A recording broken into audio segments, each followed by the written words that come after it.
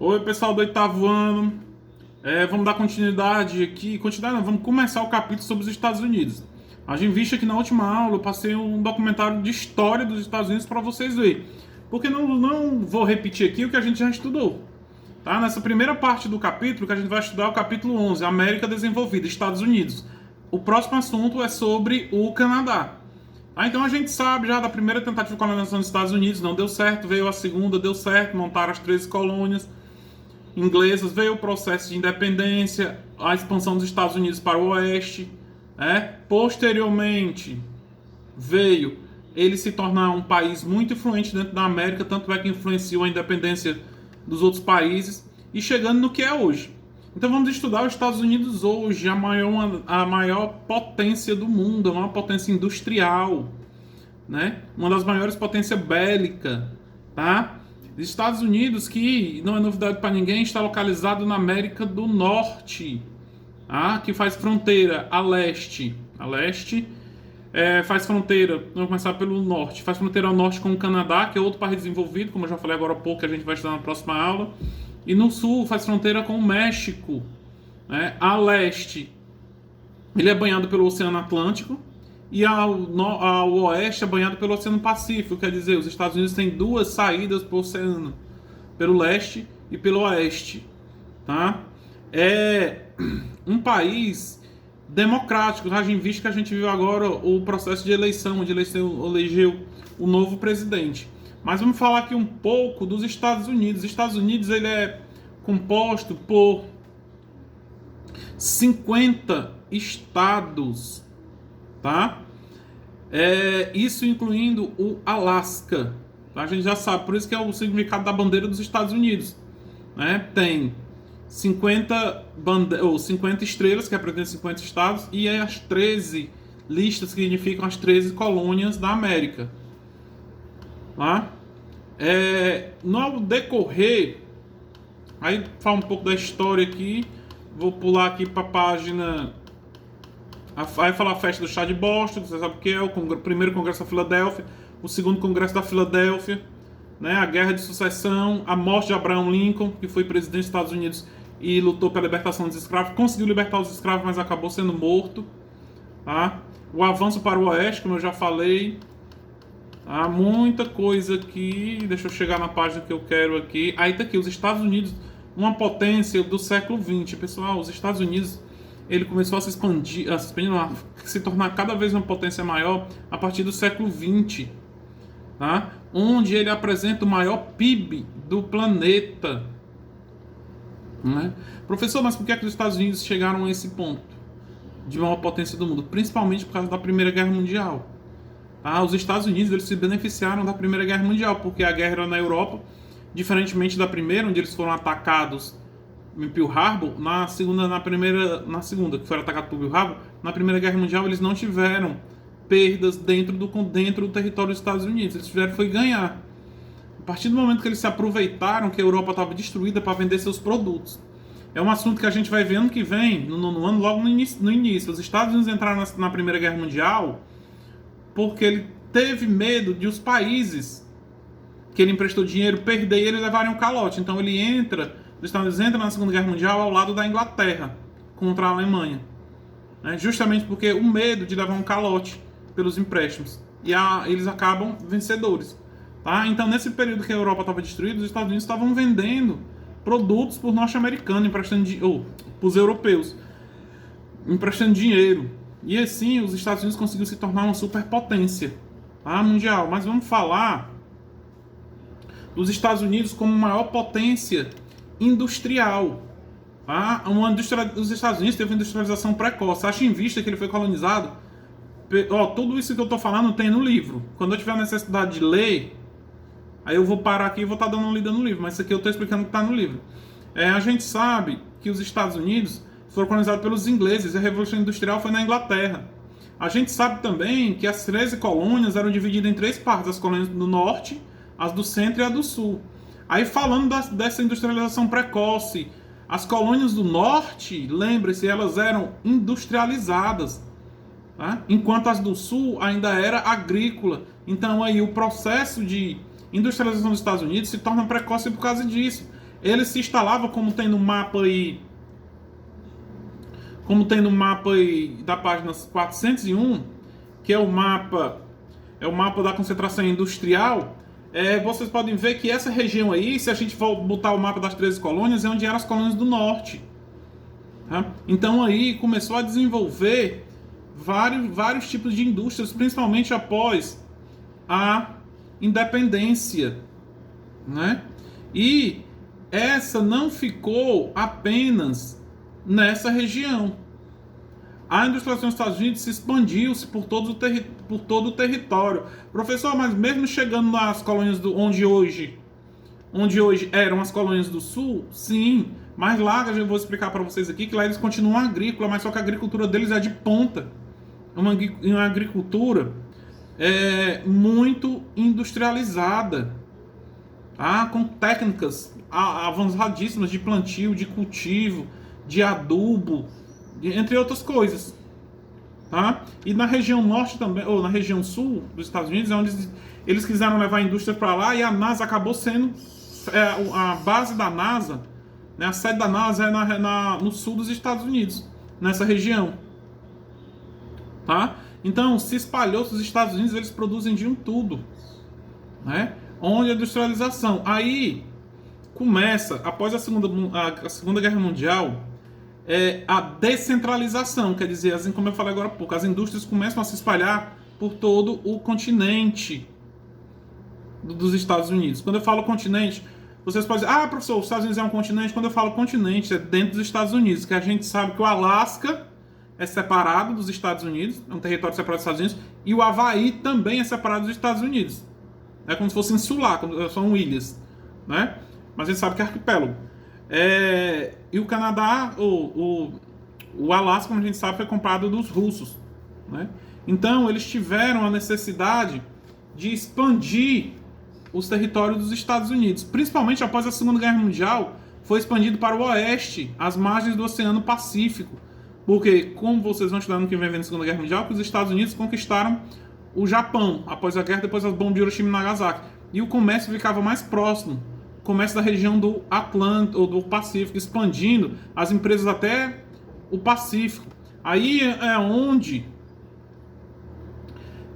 começa a desenvolver o cinturão fabril, onde as fábricas se expandem por todo o território dos Estados Unidos. A gente vai já chegar na região de Sun Belt, que foi o tema da pesquisa de vocês, né? Que é uma região que vai pegar desde os Grandes Lagos até o litoral do Oceano Pacífico, tá?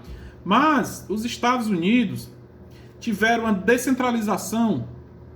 Essa descentralização começou a partir do século XX, principalmente após as duas guerras, onde, vamos ver aqui, os fatores que desencadearam a descentralização dessa indústria dos Estados Unidos. Está na página 103, que é uma das questões da prova de vocês também. Fatores da descentralização industrial ao longo do século XX. Vamos ver aqui.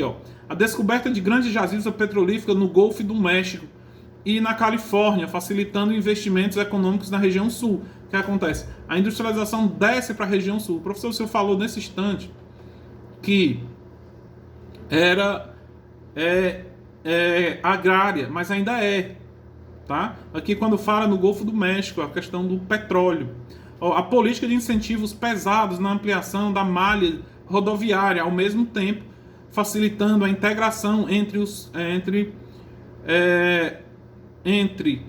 os espaços longos, estimulando a produção industrial automotiva, quer dizer, as boas condições das vias que ligam os estados ao outro.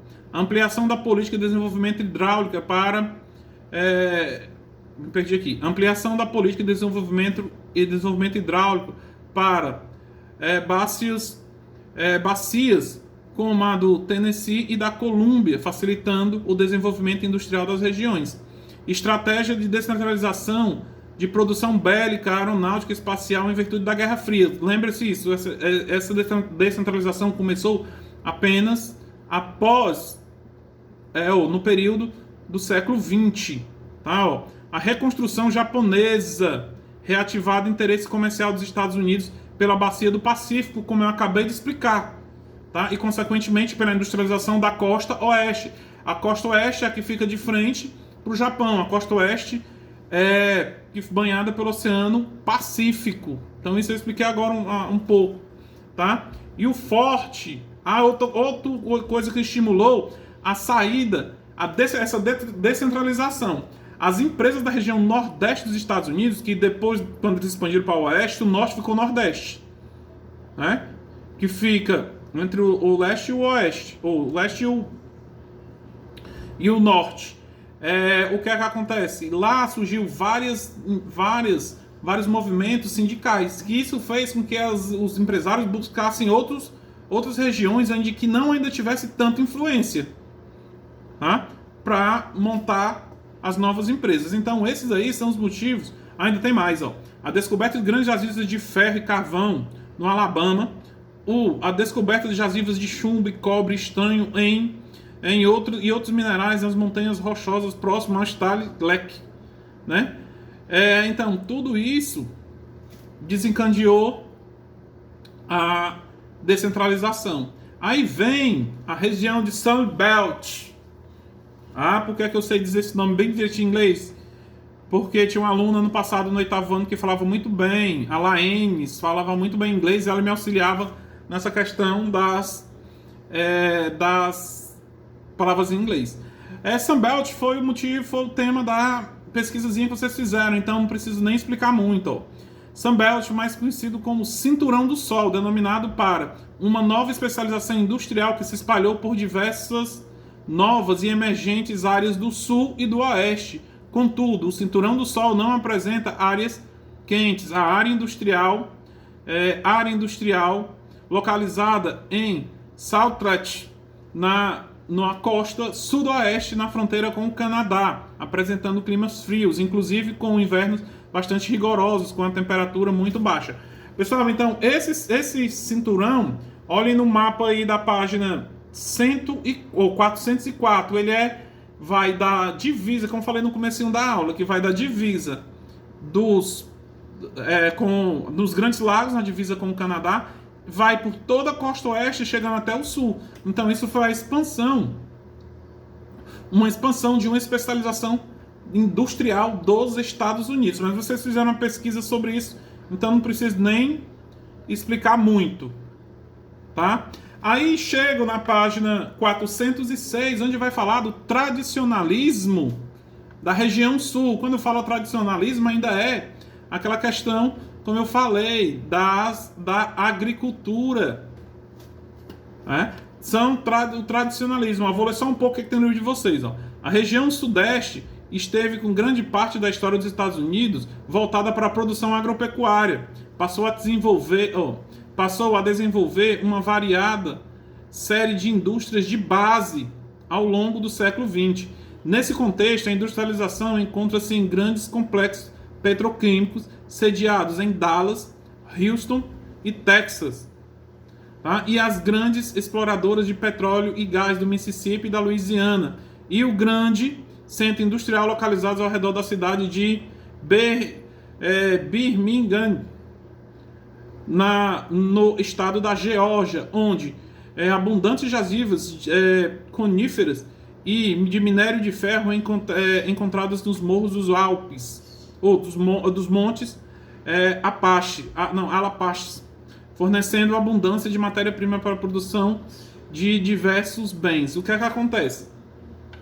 Mesmo assim, o industrialismo chegando na região sul, ainda continuou o tradicionalismo, porque lá as indústrias são de base. Lembre-se, a indústria primária que vocês viram lá no 6º ano, a gente também no 7º, se eu não me engano. As indústrias primárias, que tem o produto bruto, então a extração de petróleo, a extração de minério, tudo é primário ainda, é tradicional. Professor, e a agricultura que o senhor falou que tem? Lá ainda tem a agricultura e a agropecuária, como a gente vai ver na próxima, a maior agropecuária do planeta.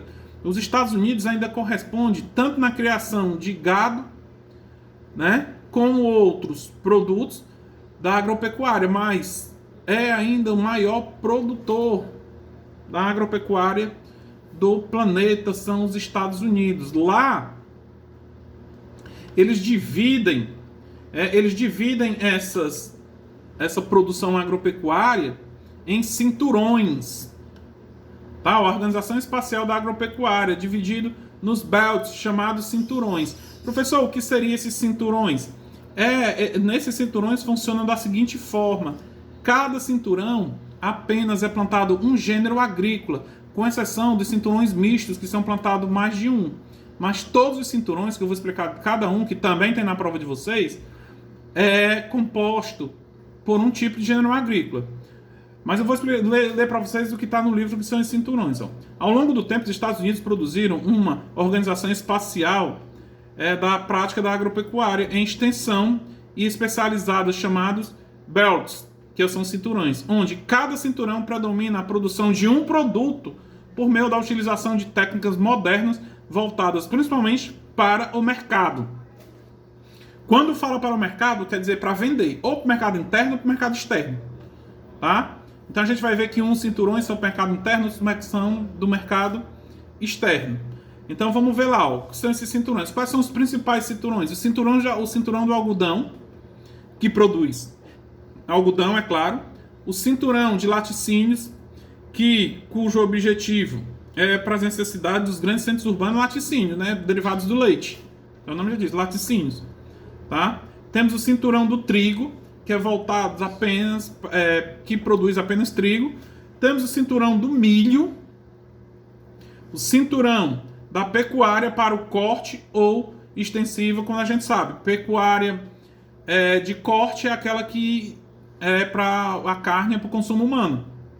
Tá? E quando fala extensivo, de grandes empresas, com tecnologias de ponta. Aí tem o cinturão da policultura, aí sim. Esse aqui, tá? Ele tem uma especialização de gêneros agrícolas, não só de um, tá? Gênero de poli, vários. Tá? Temos a cinturão da fruticultura, a área onde é plantada gêneros agrícolas, tá? Frutas para o consumo. Tá? Os tipos de fruta. Que também nesses locais tem os climas subtropical. Tá? Fica mais perto, voltado para o Golfo do México. Tá? Vamos lá. Aí, deixa eu ver se eu deixo isso para a próxima aula, mas vamos continuando aqui. Quando eu ver o tempo aqui, a gente... Porque esse é o penúltimo capítulo. Depois dele só vai ter agora a gente falar sobre o Canadá. Não, eu vou falar... Esse aqui já tá bom. A industrialização, a pecuária. Esse próximo assunto aqui, o espaço, a densidade demográfica, eu vou deixar para a próxima aula. Semana que vem a gente vê. Tá? Qualquer dúvida, me chamem no WhatsApp. Tá? E próxima aula a gente vê a densidade demográfica dos Estados Unidos, as principais megalópolis, e as outras coisas a mais. Tá? Até o nosso próximo encontro. Um abraço.